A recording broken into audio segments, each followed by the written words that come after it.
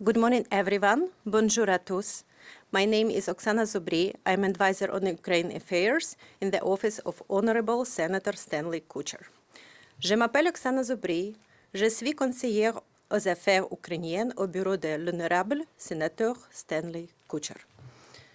Today, we are holding press conference sponsored by the Ukrainian Canadian Congress and supported by Senator Stanley Kutcher. The issue which we are bringing to the attention of all Canadians is that of Ukrainians who have been displaced by Russia's illegal genocidal war against Ukraine and who are in Canada under a temporary program called CUAET. CUAET was an emergency response to a crisis, and we all thankful to Canada for making this program available. It no doubts has saved many lives. However, the war in Ukraine is ongoing, and Ukrainians who came here under CUAET have now been working, paying taxes, becoming proficient in both official languages, and raising families here in Canada. Many for almost 4 years. Some are seeking a simple and effective pathway for permanent residency. To date, they have no pathway to permanent residency in Canada. The UCC has provided the Minister of Immigration with a simple and easily implementable solution to this issue, a solution that will allow these war-displaced Ukrainians who have put down Canadian roots to become citizens and help grow the country what they have come to love. We will hear from Igor Mikhalchyshin, UCC's CEO. He will explain the proposed solution and what can make this happen.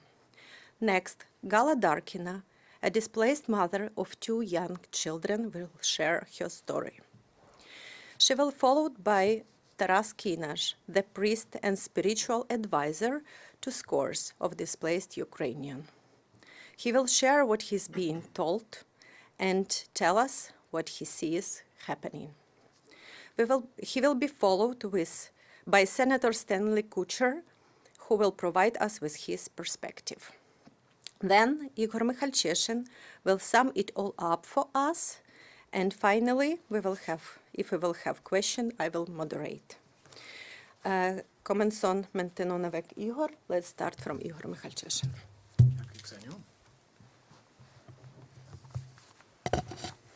On February 24, 2022, Russia began the full-scale invasion of Ukraine. Millions of Ukrainians were forced to flee from their homes and headed west to Europe and points beyond. Responding to the humanitarian crisis and community pressure, in March 2022, Canada announced the Canada-Ukraine Authorization for Emergency Travel, CUAET, as a temporary measure to support Ukrainians and their immediate family members fleeing Russia's war against Ukraine. In February of 2025, the government announced that CUAET visa holders were eligible for extensions to their work and study permits with a deadline of March 31, 2026. Ukrainians in Canada under the CUAET program are not considered to be UN Convention refugees and are therefore ineligible for the long-term government support programs offered to these refugees. À leur arrivée au Canada, la majorité des Ukrainiens en âge de travailler ont immédiatement trouvé un emploi afin de subvenir à leurs besoins et ceux de leur famille. Ils ont continué à occuper un emploi rémunéré, à contribuer à l'économie en payant des impôts et à combler des pénuries sur le marché du travail canadien. Now, on the cusp of 4 years of Russia's war, they face great uncertainty and barriers to employment and education and building a life in Canada. In October, the UCC made 2 policy recommendations to Minister Lena Metlej-Diab, the Minister of Immigration, Refugees and Citizenship, and the Government of Canada. First, we recommend that pursuant to the power granted to the Minister in Section 25 of the Immigration Refugee Protection Act, the Minister approve a temporary public policy pathway for permanent residency for Ukrainian citizens in Canada on a Canada-Ukraine Authorization Emergency Travel Visa, CUAET. Second, the UCC has also recommended that the Minister increase the number of provincial nominee allocations across Canada to allow provincial governments to develop specific streams to meet the economic labor requirements in their jurisdiction. As you've heard, we will have two individuals here who can speak about the personal impact of this policy, as well as from Senator Stan Kutcher. We'll speak more about the policy details following these remarks. Thank you. Thank you, Igor. Now I invite Gala Darkina to share her story with us. Hello. My name is Gala Darkina. I have been living in Canada for 3.5 years with my 2 children. We arrived here in June 2022. At the time, my son was 5 and my daughter was 10 years old. We came from Kiev. Before coming to Canada, I worked as the general manager of a large hotel complex called Admiral, which was located in Irpin, a small city not far from Kiev, next to Bucha. I had over 400 people under my authority. When the war started, we decided to go closer to my work, and we didn't know what would happen next. Within a few days, the hotel complex was bombed, completely destroyed, and I was left without a job. From that first night, we spent our time in a shelter. It was incredibly frightening. And if anyone tells you that Kiev can be a safe place in Ukraine, I can tell you for sure that there is no truly safe place in Ukraine. My husband and I made the difficult decision. I had to live with my children. Initially, we decided to move after 10 days, but the last 3 days we spent entirely in shelter, without going outside at all. We first traveled to the western part of Ukraine, and then a friend of a friend offered us a house in Romania, so we went there. While I was in Romania, Canada issued a special visa for Ukrainians. That was the moment I decided to move with my kids here, especially since I'm comfortable with English. I graduated from a linguistic university, and I'm a diplomatic interpreter of English and German. Back in Kiev, I worked as a translator and interpreter for many famous artists who visited the city, including Muse, Britney Spears, Madonna, Depeche Mode, Placebo, Bryan Adams, and many others. So I came here with my 2 children. I got the job.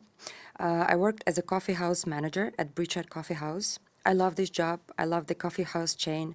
I love people I work with. Just one month after arriving in Canada, I decided to start learning French.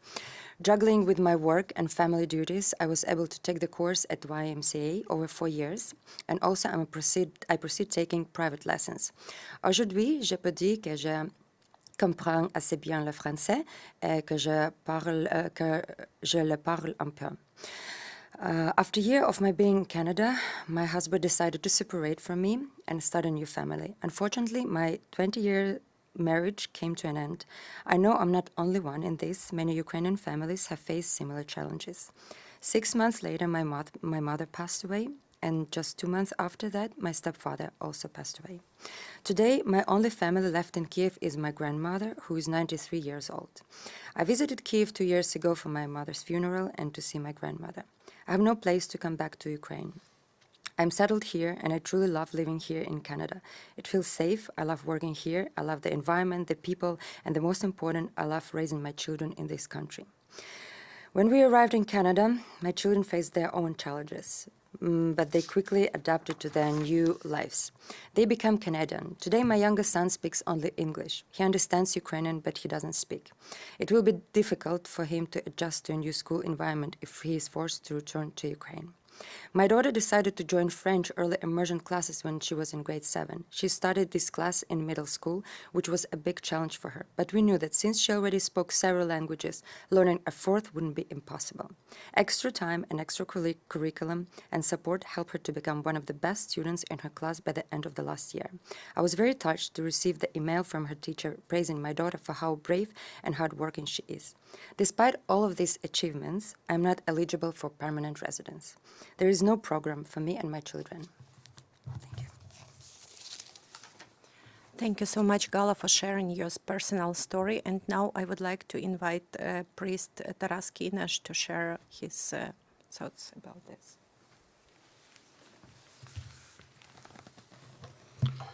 Ladies and gentlemen, dear friends, thank you for being here today. I would like to speak as a priest of Ukrainian Orthodox Church in Ottawa and someone who every day listens to stories of people who never planned to leave their homeland. Most Ukrainians who arrived here didn't came to search for new life. They came because their old life was taken from them. This is forced immigration. And many people which come to the church that tell me with the tears in their eyes, I have nowhere to go back to. Some left homes that are now destroyed. Some left towns and cities that no longer exist or are safe to live in. Some, they left family members behind and praying that they will survive and be united one day. And the church, I often see the moment when their strength breaks. They come to pray, but also to breathe, to feel like someone cares, like feel that they are not alone in the country they never expected to live in. Many comes for letters to support their applications of humanitarian and compassion program.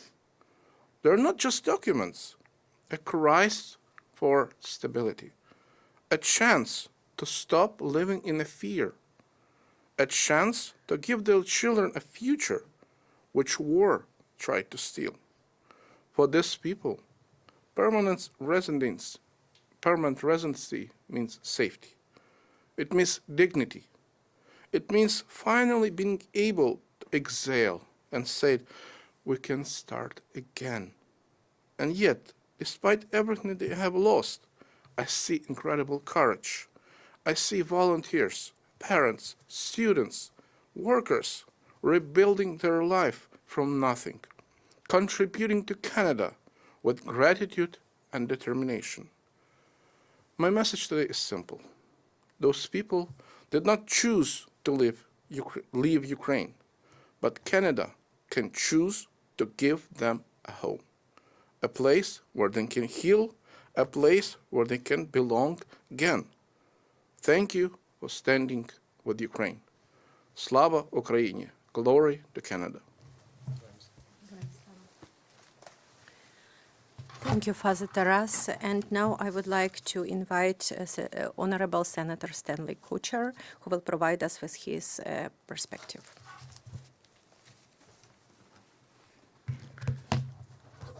Дякую всім. Bonjour à tous.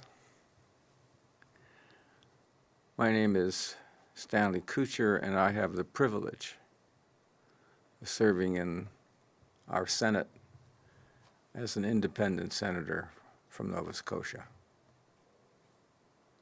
I'm also here because my grandparents on my mother's side, my mother and my father, came to Canada after the last brutal war on Ukraine, World War II. And my family loved this country, and I love this country. So this issue is not just some discussion about immigration policy. It is an issue that gets to the heart of what it means to be a Canadian. This issue that the government of Canada now faces here is, in my opinion, a moral one.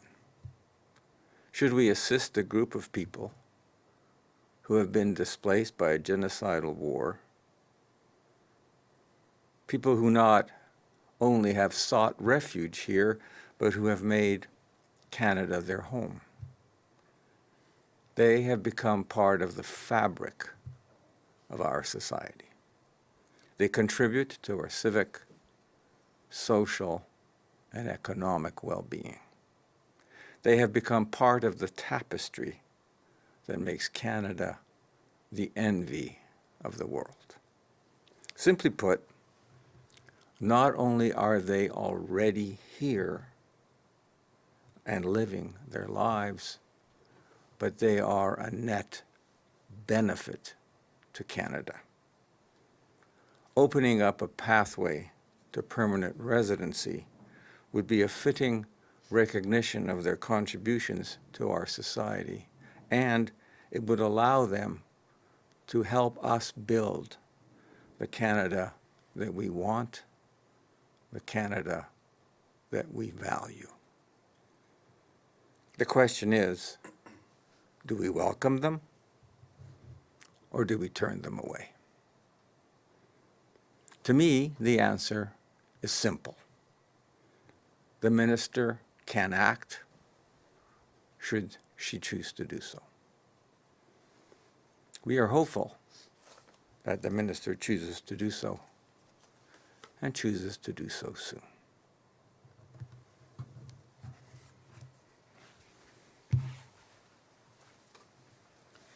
Thank you, Senator, for your unwavering support. And now I would like to invite Igor Mikhalchishyn to sum up.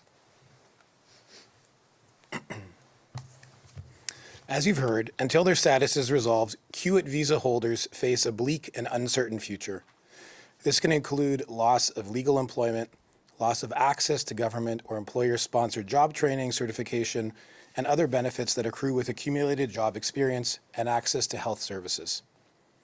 Numerous surveys of CUAET visa holders have indicated to us that in addition to not knowing if and when the war in Ukraine will end, the inability to work in Canada uninterrupted and into the foreseeable future has been a major source of psychological stress and uncertainty.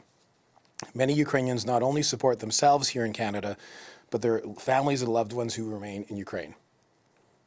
Ukrainians report that Canadian employers are reluctant to extend long-term employment opportunities to them because of the likelihood that their visa and work permits will expire.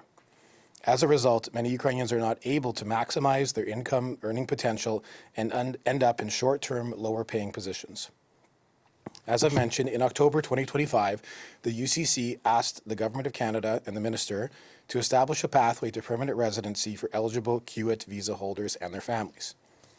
Nous travaillons également par l'intermédiaire de nos organisations conseillères provinciales à augmenter le nombre d'allocations dans le cadre des programmes de candidats de province. Our community leaders across Canada have been meeting with members of Parliament and senators about this important issue.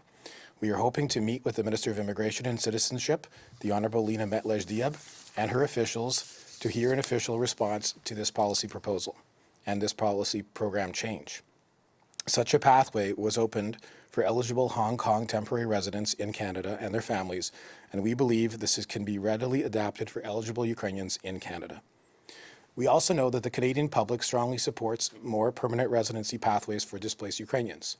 A poll conducted in September showed us that 69% of Canadians support establishing more permanent residency pathways for displaced Ukrainians.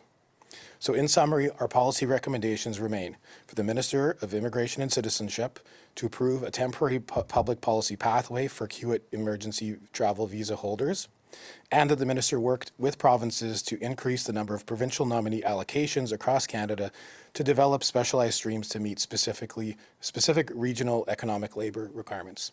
Thank you. Thank you so much for all speakers. And now it's time for questions, if there is any. Et maintenant, nous répondrons à toutes votre question, s'il vous plaît. The Canadian Press, I guess, for Mr. Mikhalchishyn first. You talked about wanting to get a meeting with Minister Diab. So I take it that means you haven't heard anything from the department since the UCC submitted this proposal back in October? We have met with her department officials to brief them on our proposal, but we have not received any feedback or any official letter of response about the policy.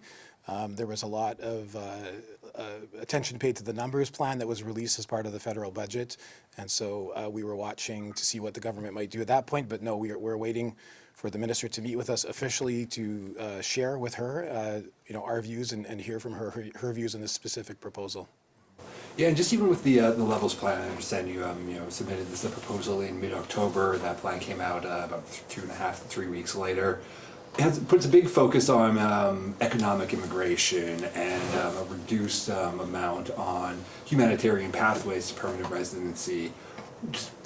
What do you make of that shift, and do you think that says anything about the odds of getting this proposal actually adopted? Well, I think as you've heard today, the argument for granting Ukrainians permanent residency is both economic, educational, and humanitarian. So we believe that, we know that the majority of Ukrainians that are here have been working from the first day because there are no other assistance programs for them, so the rate of employment is very high. The greatest barrier that we've heard about is access to post-secondary education because in most cases, not all, but in most cases, Ukrainians are paying international tuition fees to access post-secondary education, which are 4 to 10 times the regular rate, and that's a barrier that they can't afford. And so many have dropped out or not pursuing the education that would allow them to recertify or to gain further opportunities in Canada. And we have heard from provinces, Ontario, Newfoundland, Alberta, that the provincial governments helped, literally helped people get to Canada. In the case of Newfoundland, have been working very closely with employers to fill specific labor gaps. Again, I'm thinking about Newfoundland and Alberta and other examples where Ukrainians have come in and been a positive economic impact, in the population and have taken those jobs that were empty. So we do think there's an economic argument to be made, on allowing this kind of pathway. It's not exclusively on a humanitarian basis. We wanted to potentially model this after the Hong Kong pathway. We know waits in that particular pathway can be upwards of 10 years now, depending on when people apply for that particular program. This question is open for anyone really, is there a worry that if this pathway became a reality, people could face exceptionally long waits where they're still just kind of stuck in limbo between Canada and Ukraine? Thank you very much for that question. It's an excellent question. The two aspects that I want to stress. One is that the people who are seeking a permanent residency pathway are already here. So these are not new immigrants coming into Canada, and sometimes that's missed in the discussion, and are contributing economically as we speak. There are valid concerns about the rapidity of movement through IRCC pathways. And I think that one of the issues that the minister, I know, is concerned about is making sure that when people have an application, that the application is processed appropriately and moves through the system more quickly. So I don't see this being a potential barrier because I think that IRC is aware of this challenge and are willing to address it. Senator, of course, as a Nova Scotian yourself and the minister being from Halifax, have you had a chance to speak with her, just face to face about this proposal at all? Yes, I have. Myself and my special advisor on Ukraine, Ms. Zenia Zubri, have met with the minister. We have been in touch with her staff on an ongoing basis, and we have had a positive reception to our discussions, and I think that the minister is aware of this issue. And I think that the minister herself comes from families that weren't originated in Canada, as many of us have done. So I think that the understanding is there. I think the issue that we're actually asking for right now is that the action come following the understanding. I think that's most questions. Is there was anyone on the line? Or? No. Thank you for your questions. If there is more. Do we have questions online? Thank you. This concludes the press conference. Merci. C'est ce qui conclut cette conférence de presse. Okay. Thank you. Let us Should keep we say it also? us. Okay. We'll do something photo razem. Так, прошу. Тут? Na swoim?